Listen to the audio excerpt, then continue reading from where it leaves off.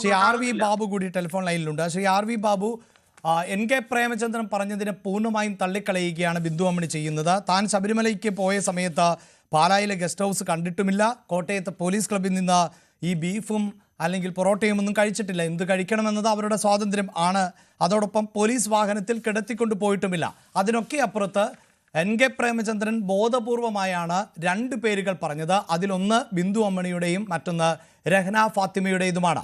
രഹ്ന ഫാത്തിമ തന്നോടൊപ്പം ഉണ്ടായിരുന്നുമില്ല എന്ന് പറയുമ്പോൾ തന്നെ എല്ലാ വാദങ്ങളെയും ബിന്ദു അമ്മണി ഈ മട്ടിൽ തള്ളിക്കളയുന്നുണ്ട്. അപ്പോൾ എൻ കെ പ്രേമചന്ദ്രൻ വസ്തുതാപരമായാണ് പറയുന്നത് എങ്കിൽ തന്നെ ബിന്ദു അമ്മണിയോടൊപ്പം അന്നുണ്ടായിരുന്നത് കനകദുർഗയായിരുന്നല്ലോ.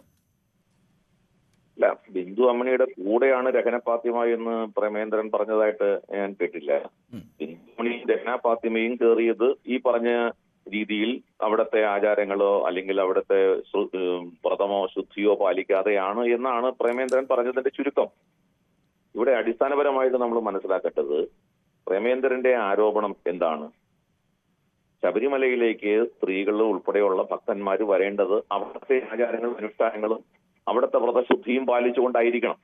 ആ വ്രതശുദ്ധിയോടുകൂടിയല്ല ഈ പറയുന്ന ബന്ധുവും കനകദുർഗയും രഹ്ന ഫാത്തിമയും ഒക്കെ ക്ഷേത്രത്തിലേക്ക് വന്നത് എന്നുള്ളതാണല്ലോ അതിന്റെ യഥാർത്ഥത്തിലെ വസ്തുത. അതാണ്, ആ വ്രതശുദ്ധി പാലിക്കാതെ വന്നു എന്നുള്ളതാണ്. എനിക്കിപ്പോ ബിന്ദു അമ്മണി പൊറോട്ട കഴിച്ചിരുന്നോ അല്ലെങ്കിൽ ബിന്ദു അമ്മണി ബീഫ് കഴിച്ചിരുന്നോ എന്നുള്ളതിനെ കുറിച്ച് എനിക്കറിയില്ല. അത് പക്ഷെ നമുക്ക് എങ്ങനെയാണ് അവരുടെ വ്രതശുദ്ധിയെയും അവരുടെ വിശ്വാസത്തെയും ഒക്കെ ചോദ്യം ചെയ്യാൻ പറ്റുക ശ്രീ ആർ വി ബാബു? അല്ല, അത് ചോദ്യം ചെയ്യുന്നത് അവരുടെ അതിനു മുൻപുള്ള ജീവിത രീതികളെ സംബന്ധിച്ചും അതിനുശേഷമുള്ള അവരുടെ ജീവിത രീതികളെയും മനസ്സിലാക്കിയിട്ടാണ്. സാമാന്യനെ നമുക്ക് മനസ്സിലാക്കുക അവരൊരു വിശ്വാസിയായിട്ടുള്ള ഒരാളാണ് എന്ന് എവിടെയും പ്രൂവ് ചെയ്യുന്ന സന്ദർഭം ഉണ്ടായിട്ടില്ല.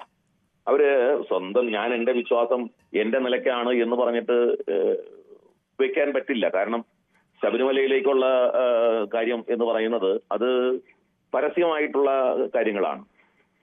കറുപ്പെടുക്കുക, ഇരുമുടിക്കെട്ട് എണ്ണുക, ഇതുപോലുള്ള കാര്യങ്ങളൊക്കെ പരസ്യമായി നടക്കുന്ന കാര്യങ്ങളാണ്.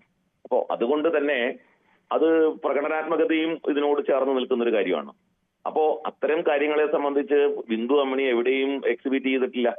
ബിന്ദു അമ്മണിയുടെ വിശ്വാസം തെളിയിക്കുന്ന ക്ഷേത്ര അതിനു മുൻപ് ബിന്ദു അമ്മണി ഏതെങ്കിലും ക്ഷേത്രത്തിൽ പോയിട്ട് പ്രാർത്ഥിക്കുന്നതായിട്ടോ അല്ലെങ്കിൽ അവരുടെ വിശ്വാസം പ്രകടിപ്പിക്കുന്നതായിട്ടോ എവിടെയും നമ്മൾ കണ്ടിട്ടില്ല.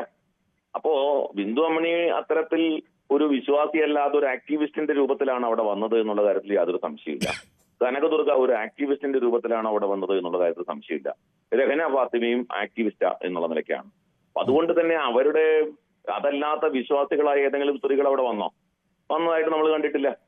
വിശ്വാസികളായിട്ടുള്ള സ്ത്രീകൾ ദിവസേന ക്ഷേത്രങ്ങളിൽ പോവുക അല്ലെങ്കിൽ വഴിപാട് നടത്തുക അങ്ങനെ ഉള്ള ഒരു സ്ത്രീയും ശബരിമലയിൽ വന്നതായിട്ട് നമ്മൾ കണ്ടില്ല. അപ്പോ ഈ സുപ്രീം കോടതി വിധിയുടെ മറവിൽ ആക്ടിവിസ്റ്റുകളായിട്ടുള്ള ചിലരെ കെട്ടി എഴുന്നള്ളിക്കാൻ സർക്കാർ ശ്രമിച്ചു. അവരിൽ ഈ പറയുന്ന ആളുകൾ ഈ പറയുന്ന രീതിയിൽ വ്രതശുദ്ധിയോടെ വന്നവരല്ല എന്ന്. ഇപ്പോ രഹ്ന ഫാത്തിമ വ്രതശുദ്ധിയോടെ വന്നു എന്ന് പറയാൻ പറ്റുമോ? രഹ്ന ഫാത്തിമ ആ നിലയ്ക്കുള്ള ഒരു ക്യാരക്ടർ ആണോ? അവരെ ഇപ്പൊ നിങ്ങൾക്ക് രഹ്ന ഫാത്തിമയെ സംബന്ധിച്ച് ഒരു അക്ഷരം പറയാൻ സാധിക്കുമോ? ഇപ്പോ ചാനലുകൾക്ക് അവരുടെ സോഷ്യൽ മീഡിയ പോസ്റ്റുകൾ കണ്ടിട്ടുണ്ടോ? ആ സോഷ്യൽ മീഡിയ പോസ്റ്റുകളിൽ അത് അവരുടെ സ്വാതന്ത്ര്യമാണ് എന്നൊക്കെ പറഞ്ഞുകൊണ്ട് നമുക്ക് തള്ളിക്കളയാവുന്ന ഒരു കാര്യമാണോ? അപ്പോ അത്തരം കാര്യങ്ങളെ വ്യക്തിപരമായ സ്വാതന്ത്ര്യമുണ്ട്. സോഷ്യൽ മീഡിയ സ്വാതന്ത്ര്യമായിരുന്നോട്ടെ. ശബരിമലയിൽ അത്തരം വ്യക്തികൾ കടന്നു വരുമ്പോൾ അത് വിശ്വാസികളെ വ്രണപ്പെടുത്തും എന്നുള്ള കാര്യം മനസ്സിലാക്കണ്ടേ? അത് വിശ്വാസികളുടെ വികാരത്തെ വ്രണപ്പെടുത്തുന്ന തരത്തിലാണ് അവരുടെ ജീവിതം എന്നുള്ളത്. അങ്ങനെയുള്ള ആള് പോലീസ് സംരക്ഷണത്തോടെ കയറി വരുമ്പോൾ പരിപൂർണമായും പോലീസിന്റെ സംരക്ഷണയോടുകൂടി ശബരിമലയിലേക്ക് അത്തരം ആളുകളെ കൊണ്ടുവരികയാണ്.